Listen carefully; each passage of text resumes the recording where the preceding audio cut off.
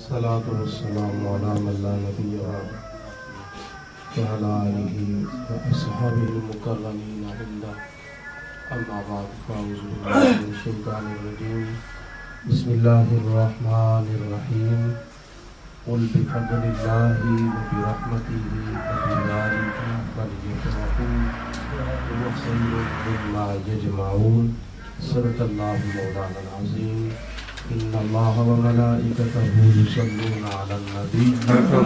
يا أيها الذين آمنوا صلوا عليه وسلموا تسليما اللهم صل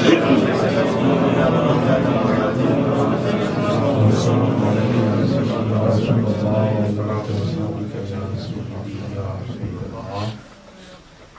نثار تیری چہل پہل پر ہزاروں عیدیں اے ربیع الاول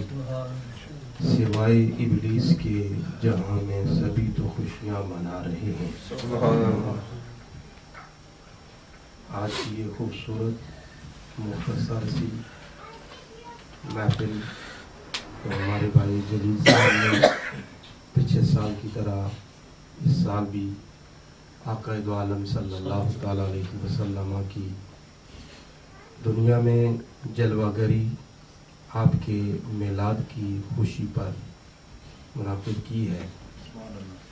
میں آپ کو مبارکباد بھی دیتا ہوں اور دعا بھی کرتا ہوں اللہ تعالیٰ اس محفل کے صدقے سے آپ کے اس گھر میں اپنی برکتوں اور رحمتوں کا نظارہ فرمائے اور آنے والی زندگی میں خوشیاں نصیب فرمائے اور اہل خانہ کے دلوں کی جائز تمناؤں کو پورا فرمائے. صرف ایک ہی بات عرض کروں گا، جو میں نے شعر پڑھا ہے اسی کے حوالے سے بات کرنے کی کوشش کروں گا. شعر جو میں نے پڑھا ہے وہ آپ علماء سے سنتے ہیں اور یہ شعر جو ہے یہ ایک روایت کی ترجمانی ہے کہ علماء فرماتے ہیں کہ نثار تیری چہل پہل پر ہزاروں عیدیں اے ربیع الاول، کہ ربیع الاول تیری جو خوشیاں ہیں، تیرے اندر جو چہل پہل ہے، خوشی کے سمے ہیں، عید کے سمے ہیں، ان پر ایک نہیں لاکھوں ہزاروں عیدیں قربان کر ہیں. اور یہ ایسی عید ہے کہ جس پر سوائے شیطان کے ہر کوئی خوشی مناتا ہے، ہر کوئی سوائے شیطان کے. جب پیارے آقا صلی اللہ تعالی علیہ وسلم کی ولادت باسعادت ہوئی تو سیرت کی کتابوں میں یہ بات موجود ہے کہ مشرق مغرب شمال جنوب میں جو بھی مخلوق بستی تھی وہ ساری کی ساری خوشی منا رہی تھی اور ہر کوئی ایک دوسرے کو مبارکبادیاں پیش کر رہے ہیں. مشرق والے مغرب والوں کو، مغرب والے مشرق والوں کو، بلکہ اس حد تک کہ جانور بھی خوشی میں ایک دوسرے کو مبارکیں پیش کر رہے ہیں. تو اگر اس وقت کسی کو تکلیف ہوئی، کسی کو پریشانی ہوئی، دکھ ہوا، غم ہوا،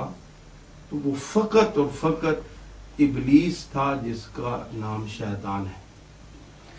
قرآن پاک میں اس کا ابلیس بھی ہے، شیطان بھی، دونوں کا ذکر ہے. تو اس نے اس موقع پر خوشی کا اظہار نہیں کیا بلکہ واویلا کیا، رویا، چیخا، غم کا اظہار کیا. یہ روایت جو میں آپ کو سنانے لگا ہوں اس کو پیر کرم شاہ صاحب رحمۃ اللہ علیہ نے ضیاء النبی جلد نمبر 2 کے اندر نقل فرمایا ہے. آپ فرماتے ہیں کہ شیطان 4 موقعوں پر بڑا رویا. ان ابلیس لعنہ اللہ تعالی رن 4 رنات، کہ ابلیس اللہ کی اس پر لعنت ہو 4 مقامات پر 4 موقعوں پر بڑا رویا. رنا رویا اربع رنات 4 موقعوں پر۔ وہ 4 موقع کون سے ہیں جن پر وہ بڑا رویا؟ ایک موقع یہ ہے رنت حین لعنا، ایک بار اس وقت بڑا رویا جب اس کو لعنتی قرار دیا ہے۔ آپ جانتے ہیں کہ جب اللہ تعالیٰ نے آدم علیہ السلام کو پیدا فرمایا تو اللہ نے سب کو حکم دیا کہ ان کو سجدہ کرو، سب فرشتوں کو، اور فرشتوں میں شیطان بھی اس وقت داخل تھا، تو سب فرشتوں نے سجدہ کر دیا اور شیطان نے انکار کر دیا، ابا واستکبر وکان من الکافرین، اس نے انکار کیا اور انکار کر کے تکبر بھی کیا۔ قرآن پاک کے اندر بہت سارے 4 مقامات پر یہ واقعہ تفصیل کے ساتھ موجود ہے، تو سارا بیان کرنا مقصود نہیں، اشارہ مقصود ہے کہ اس وقت شیطان نے ابا، اللہ تعالیٰ نے کہا کہ تو کیوں نہیں سجدہ کرتا؟ تو اس نے کہا نہیں کروں گا۔ اللہ نے کہا نا سجدہ کر۔ علماء لکھتے ہیں ابا کا مطلب ہو جائے، ایک ہوتا ہے نا زبان سے کہنا نہیں، ایک ہوتا ہے کہ کسی کو کوئی بات کی جائے کہ یہ کر تو آگے سے یہ سر لا دیتا، نہیں کرتا، تو اس نے آگے سے سر لا کے اس نے کہا نہیں کرتا۔ قرآن پاک میں پھر اللہ نے پوچھا کہ تو کیوں نہیں کرتا سجدہ؟ سب نے کیا، تو کیوں نہیں کرتا؟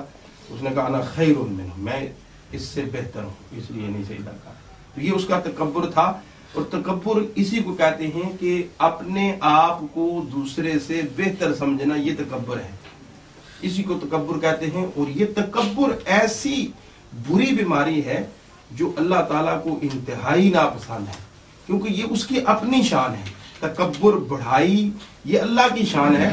اور جو کوئی بندہ اللہ کی مخلوق میں سے اپنے آپ کو بڑا قرار دینے لگ جاتا ہے، بہتر قرار دینے لگ جاتا ہے، وہ اللہ کی اس شان کے اندر داخل ہونے کی کوشش کرتا ہے، اس کی اس صفت میں شریک ہونے کی کوشش کرتا ہے، اور اللہ تعالیٰ اس کو پسند نہیں کرتا ہے۔ اس لیے تکبر بہت ہی ناپسندیدہ بیماری ہے، جس سے اللہ تعالیٰ دعا کریں ہم سب کو بچائے رکھے۔ تو اس نے کہا کہ میں بہتر ہوں اس لیے میں نہیں اس کو سجدہ کر سکتا، انکار کر دیا۔ تو اللہ تعالیٰ نے تو اس کو اس وقت لعنتی قرار دے دیا اور فرمایا کہ تو میری بارگاہ سے نکل جا، وہ مردود ہے، اور اللہ تعالیٰ نے اس کو جو ہے وہ لعنتی قرار دے کر اپنی بارگاہ سے دور کر دیا۔ اس وقت وہ بڑا پھر چیخا، رویا، یعنی اس نے کہا ہوگا یا اللہ میں تجھے تو مانتا ہوں، میں تجھے سجدے کرتا ہوں، تیری ذات کا میں انکار نہیں کرتا ہوں، اور پھر یہ بات جو ہے کہ مجھے تو نے آگ سے پیدا کیا اور آگ کے شعلے اوپر کی طرف جاتے ہیں، یہ مٹی سے بنا ہے، مٹی جو ہے وہ پست ہوتی ہے، بات بھی میں صحیح کر رہا ہوں، پھر مجھے کیوں یہ لعنتی قرار دیا جا رہا ہے؟ تو اللہ تعالیٰ کی بارگاہ میں اس نے یہ مثلا رویا۔ اس لیے بندہ ہمیشہ جب اس کے بارے میں فیصلہ کیا جاتا ہے تو وہ اپنے آپ کو چونکہ سمجھ رہا ہوتا ہے کہ میں بڑا اچھا ہوں، میں بہتر ہوں، پھر وہ چیختا ہے، روتا ہے کہ میں جب بہتر ہوں، میرا رائٹ بھی ہے، تو پھر میری بات کیوں نہیں مانی جاتی؟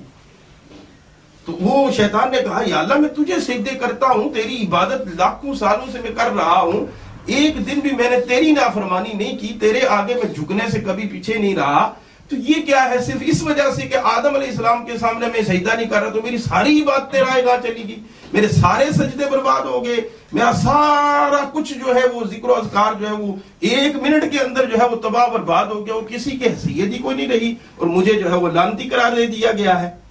تو اللہ تعالیٰ نے بتایا ہاں تیری اس عبادت کی قبولیت کے لیے ضروری تھا کہ تو آدم علیہ السلام کی تعظیم کرتا۔ تو اللہ نے یہ قیامت تک آنے والے انسانوں کو ایک درس دے دیا اور ایک سبق دے دیا کہ تم اپنی عبادتوں پر گھمنڈ نہ کرتے پھرنا،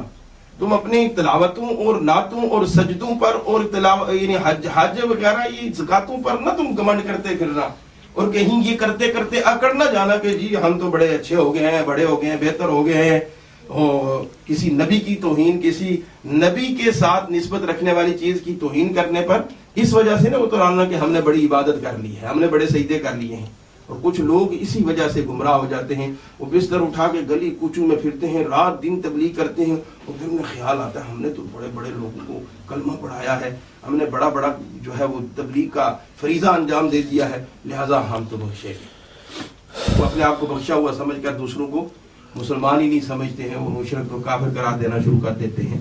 تو شیطان نے بھی یہی کیا، تو اللہ تعالیٰ نے بتا دیا کہ میں تمہارے سجدوں کا محتاج نہیں، میں تمہاری عبادتوں کا